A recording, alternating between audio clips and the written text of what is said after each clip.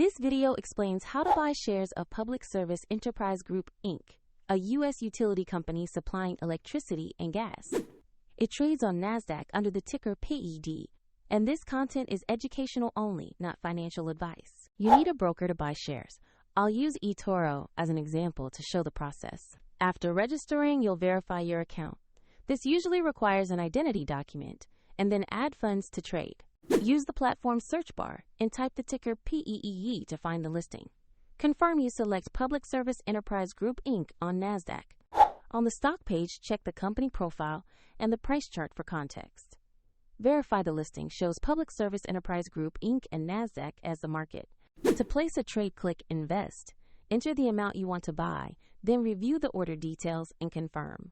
If the market is closed, your order may execute at the next market open, and if you lack sufficient funds, the platform will prompt you to add money before confirming. Once executed, your position will appear in your portfolio. A soft CTA. Find the eToro example link in the description if you want to follow along.